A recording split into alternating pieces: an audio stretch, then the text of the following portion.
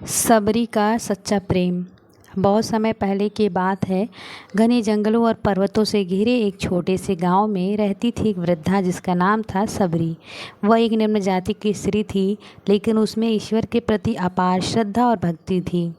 जब वह छोटी थी तभी से उसे ईश्वर में गहरी आस्था थी, लेकिन समाज ने उसे तिरस्कार की दृष्टि से देखा। लोग कहते, तू तो अछूत है, भगवान तुझसे क्या प्रसन्न होंगे। पर शबरी को इस बातों से फ़र्क नहीं पड़ता था। उसने ठान लिया था कि एक दिन भगवान स्वयं उससे मिलने आएंगे।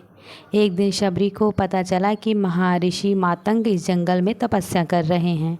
वह उनके पास गई और विनम्रता से सेवा अवसर मांगा। बहुत से शिष्य नाराज हुए, बोले, गुरुदेव, यह स्त्री अपवित्र है, इसे आश्रम से बाहर निकालिए। पर ऋषि मातंग ने कहा, जिसके मन में ईश्वर के प्रति प्रेम हो वह सबसे पवित्र है। शबरी को उन्होंने शिष्य की तरह अपनाया। शबरी ने दिन रात आश्रम की सेवा की।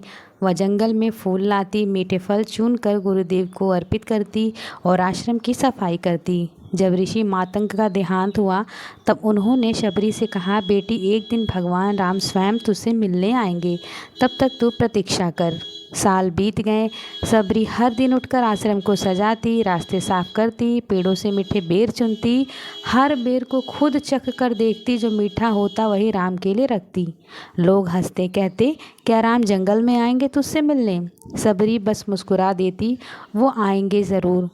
अयोध्या से निकलने के बाद जब भगवान राम और लक्ष्मण वनवास के दौरान अगर आपको हमारी वीडियोस पसंद आ रही हो तो चैनल को सब्सक्राइब कर लें पूरी हुई और कमेंट में अपनी मुझसे राय झरने जरूर से रास्ता लिखें। साफ मिलते किया, हैं आसन नेक्स्ट बिछाए वीडियो और में। खुद तब चुने तक हुए के मीठे लिए बेर राधे भगवान को राधे। अर्पित किए।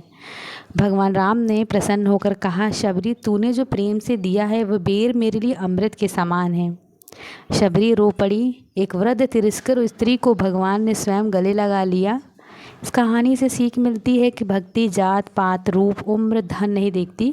जहाँ सच्चा प्रेम होता है वहाँ भगवान स्वयं चलकर आते हैं।